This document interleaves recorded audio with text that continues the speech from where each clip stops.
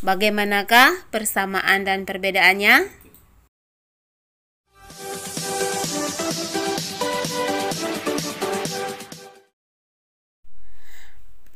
Bismillahirrohmanirrohim. Assalamualaikum warahmatullahi wabarakatuh.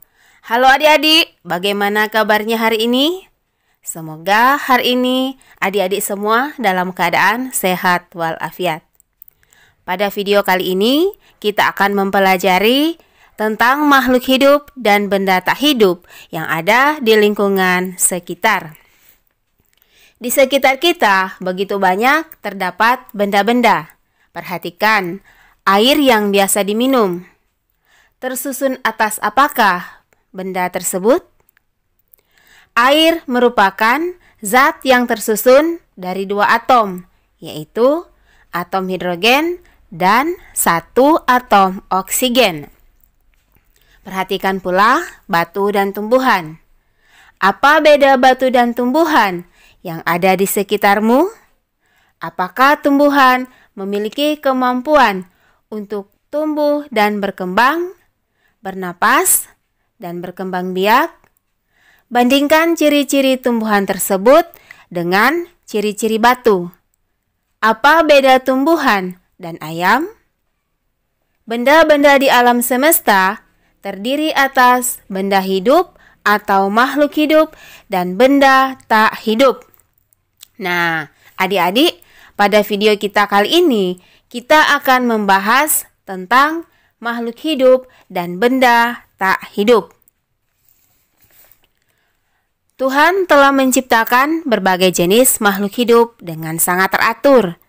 Tuhan juga menciptakan alam semesta ini dengan sempurna, seperti air, udara, hutan, batuan, dan lain-lain. Sehingga adik-adik harus selalu bersyukur kepada Tuhan yang telah menciptakan kita sebagai makhluk hidup yang paling sempurna. Perhatikan video berikut ini. Apa persamaan dan perbedaannya? Oke adik-adik, persamaannya adalah anak kecil yang sedang bermain bola dan robot sama-sama bergerak. Perbedaannya, robot tidak dapat tumbuh dan berkembang, tidak dapat bernapas, dan juga tidak dapat berkembang biak. Berbeda dengan anak kecil. Anak kecil dapat tumbuh dan berkembang, dapat bernapas, dan dapat berkembang biak. Dengan demikian, anak kecil memiliki ketiga ciri-ciri tersebut. Di lingkungan sekitar kita, banyak terdapat benda-benda yang bersifat alamiah. Misalnya, batu, pasir, logam, dan udara. Selain benda yang bersifat alamiah, ada juga benda yang bersifat buatan manusia atau hasil kerja manusia.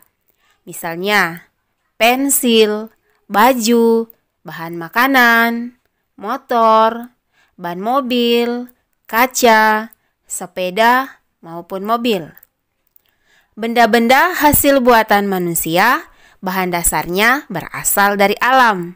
Misalnya, pensil yang digunakan untuk menulis terbuat dari bahan karbon. Nah, adik-adik, benda-benda tersebut ada yang bersifat kompleks dan ada yang bersifat sederhana. Misalnya, sebuah mobil memiliki sifat yang kompleks. Mengapa demikian? Karena mobil terdiri atas berbagai bahan, antara lain aluminium, karet, kaca, kulit sintesis, maupun beberapa bahan yang lain. Sebuah pensil memiliki sifat sederhana karena pensil tersebut terbuat dari karbon.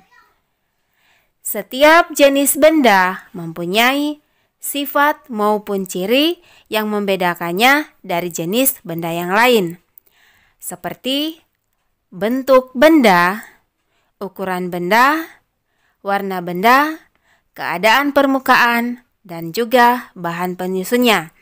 Misalnya, pensil mempunyai bentuk seperti tabung dan silinder. Kemudian ban mobil bentuknya seperti lingkaran.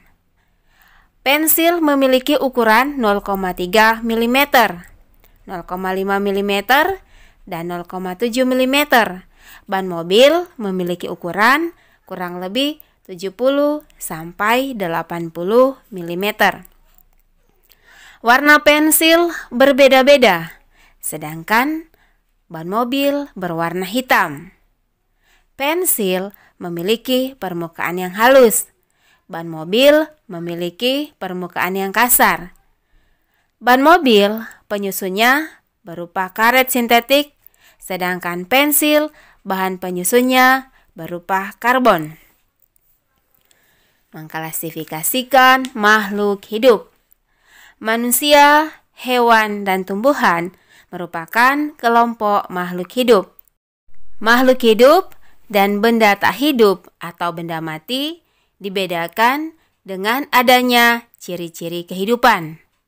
Makhluk hidup memiliki ciri-ciri kehidupan seperti bergerak, bernapas, tumbuh dan berkembang biak, sedangkan benda mati tidak memiliki semua ciri-ciri yang ada pada makhluk hidup. Nah, adik-adik, bagaimana? Mudah bukan? Nah, adik-adik, itulah pembahasan materi kita tentang makhluk hidup dan benda tak hidup. Semoga bermanfaat. Mohon maaf jika ada kesalahan. Wassalamualaikum warahmatullahi wabarakatuh.